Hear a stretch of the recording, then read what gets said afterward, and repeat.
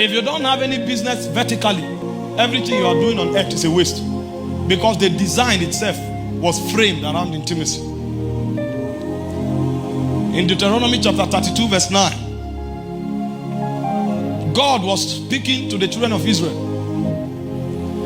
And he wanted them to understand that what they called life was not a man's business. That what they call life is actually a business between man and the immortal God.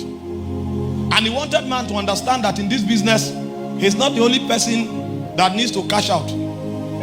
Because Israel perceived that God is a being that should be used to meet their needs.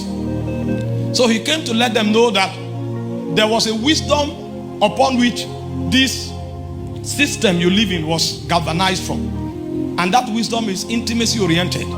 So as you gain, I'm also supposed to gain. And when God told man what his own gain is in the equation, it now became obvious that man has nothing to offer God.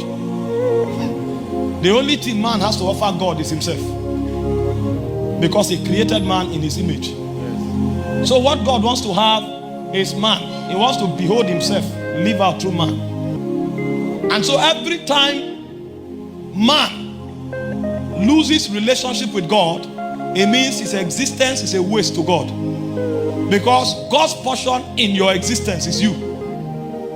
And the way the system was also designed is such that man's ultimate reward are not the things God gives. Man's ultimate reward is God himself.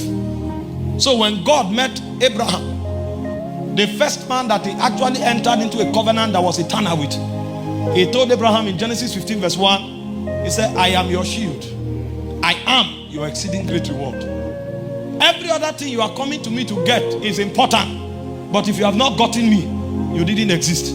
I am your shield. I am your exceeding great reward. So man is God's reward and God is man's reward. So when you look at this equation carefully, you discover that what God wants to achieve is intimacy oriented. That at the end of time, when man's journey on earth is accomplished, it is the depth of intimacy he attains that will define his value in the realm of God.